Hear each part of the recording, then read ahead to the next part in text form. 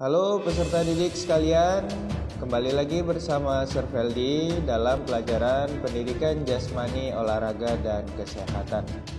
Sebelumnya kita telah membahas tentang salah satu permainan bola kecil, yaitu permainan bulu tangkis.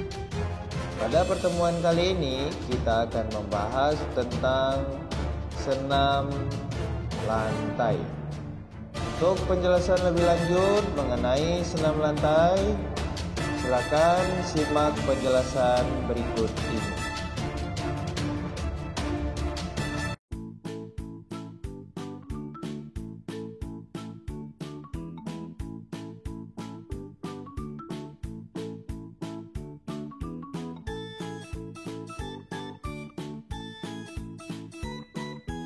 Baiklah, ya akan kita bahas yang pertama, yaitu sejarah senam internasional dan nasional. Senam berasal dari istilah Yunani, yaitu gimnastik, yang artinya menerangkan bermacam-macam gerak yang dilakukan atlet-atlet. Senam lantai disebut juga senam ketangkasan. Senam lantai identik dengan gerakan keterampilan ketangkasan. Senam ketangkasan lebih menekankan pada unsur akrobatik yang dilakukan di lantai dan juga dapat dilakukan dengan menggunakan alat atau tanpa alat. Hal-hal yang berhubungan dengan senam ketangkasan dapat dikelompokkan sebagai senam artistik dan senam akrobatik.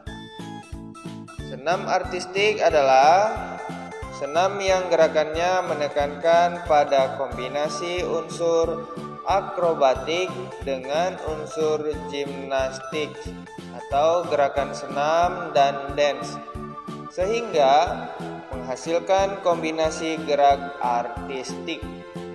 Sedangkan senam akrobatik adalah gerakan senam yang menampilkan gerakan jatuh berguling yang dikombinasikan dengan akrobatik dan tari.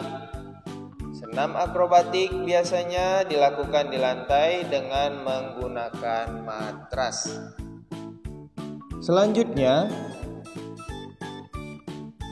senam ketangkasan memberikan dampak positif terhadap perkembangan dan peningkatan berbagai komponen kebugaran jasmani, seperti kelentukan, daya tahan, kekuatan, kecepatan, kelincahan, dan keseimbangan. Berdasarkan karakteristik, senam lantai atau senam ketangkasan dapat dibedakan menjadi senam ketangkasan sederhana dan senam lantai.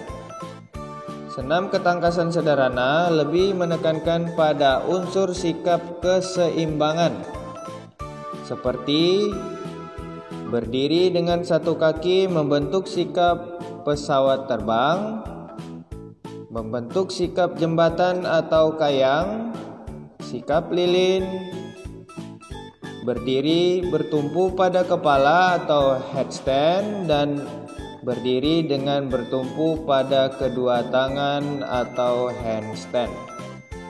Sedangkan untuk senam lantai lebih menekankan pada unsur gerak akrobatik seperti meroda, guling ke depan, guling ke belakang, lompat harimau, dan guling lenting atau handspring. Berdasarkan proses pelaksanaan, senam lantai atau senam ketangkasan terdiri dari senam lantai tanpa menggunakan alat dan senam lantai yang menggunakan alat. Untuk senam lantai tanpa menggunakan alat adalah bentuk-bentuk senam yang termasuk ke dalam unsur senam ketangkasan sederhana, dan beberapa bentuk senam lantai yang tidak menggunakan alat yang identik dengan unsur akrobatik. Adapun senam lantai atau senam ketangkasan yang menggunakan alat lebih menekankan pada penguasaan dalam memainkan sebuah alat, misalnya dengan memainkan sebuah bola dan sebagainya sambil melakukan gerakan senam. Di samping itu ada juga senam alat yang menekankannya adalah bermain-main di atas sebuah alat. Misalnya bermain-main di atas kuda pelana, palang tunggal, dan sebagainya. Menurut jenisnya, senam lantai atau senam ketangkasan dengan menggunakan alat terdiri atas senam artistik yang menggunakan bola, tongkat, dan ring. Adapun senam yang dilakukan di atas alat seperti kuda pelana, ring, palang sejajar, dan palang tunggal.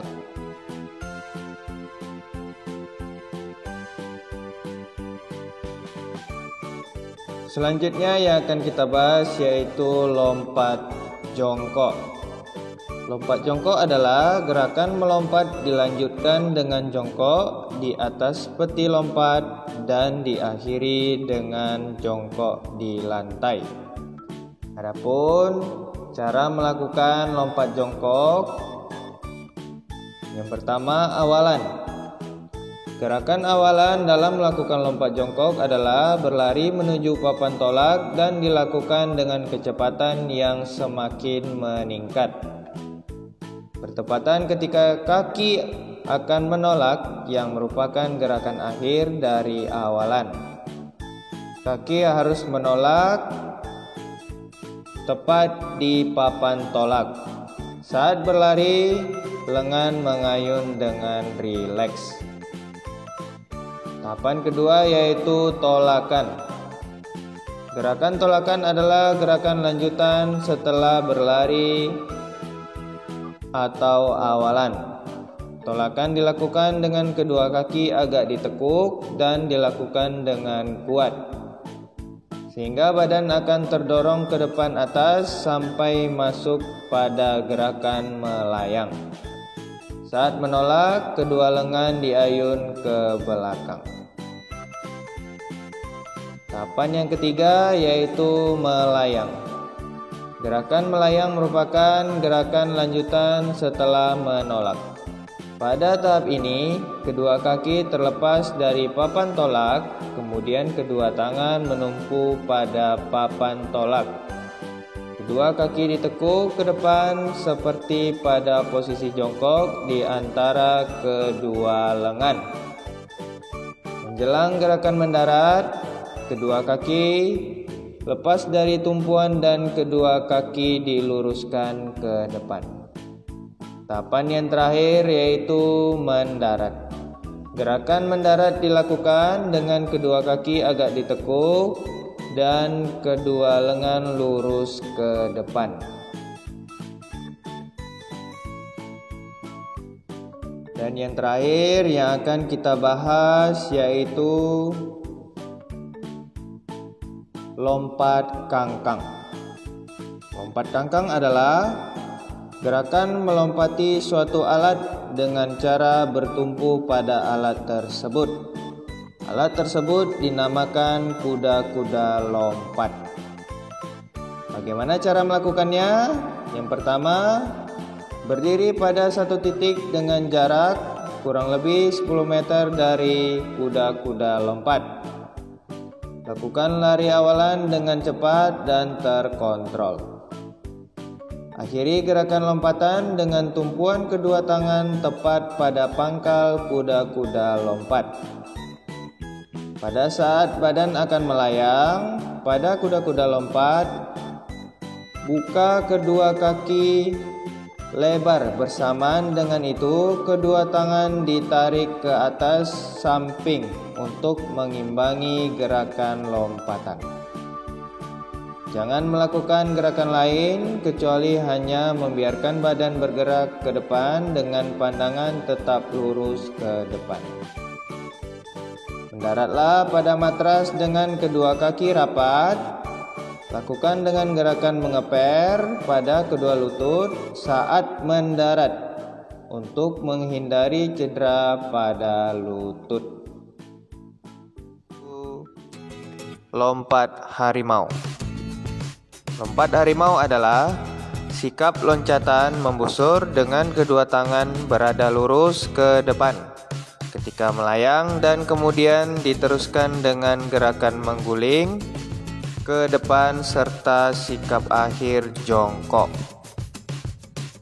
Lompat harimau disebut juga dengan istilah tiger sprong.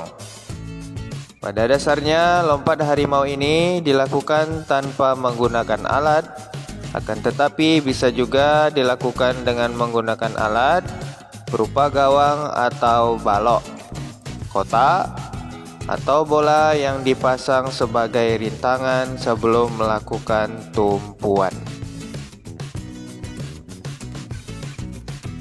Selanjutnya, cara melakukan lompat harimau.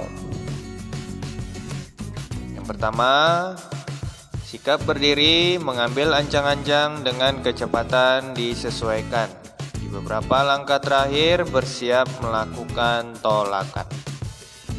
Tolakan kedua kaki sehingga badan terdorong ke depan.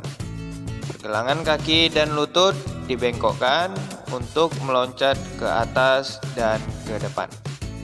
Setelah itu, tungkai lurus, lengan diayunkan ke depan dan mendarat lebih dulu pada matras. Dan yang ketiga, tekuk kepala hingga menunduk dan punggung dibulatkan sehingga terjadi gulingan ke depan. Akhiri dengan posisi jongkok serta tangan lurus ke depan. Selanjutnya yang akan kita bahas berguling ke depan. Salah satu gerak dasar pada senam lantai. Guling depan adalah gerakan berguling ke depan dengan menggunakan tubuh bagian belakang. Mulai dari tengkuk, punggung, pinggul hingga panggul. Kemudian bungkukan badan ke depan hingga kedua tangan menyentuh matras. Cara melakukan guling ke depan. Yang pertama, tubuh dalam posisi berdiri tegak dengan kedua tangan lurus di samping badan. Arahkan pandangan lurus ke depan melihat matras. Ulurkan kedua tangan lurus memegang matras sambil membungkukkan badan. Posisi kepala masuk di antara dua lengan. Usahakan dagu menyentuh dada agar bagian tengkuk menyentuh matras. Bahu disentuhkan ke matras dan mulailah berguling. Setelah melakukan guling depan, posisi tubuh kembali berdiri tegak. Berikut ini alat-alat yang digunakan pada senam lantai. Ada ring atau hula hoop, ada gada, ada palang sejajar, kuda pelana, kuda lompat, dan bola.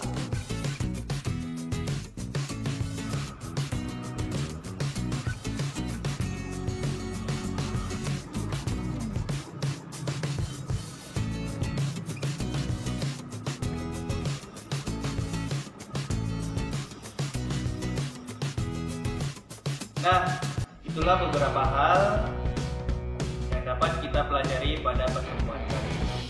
Semoga apa yang saya sampaikan dapat kalian pahami dan kalian mengerti dengan baik. Untuk selanjutnya, silakan kerjakan soal latihan yang sudah saya sediakan di aplikasi. Sekian dan terima kasih. Salam olahraga!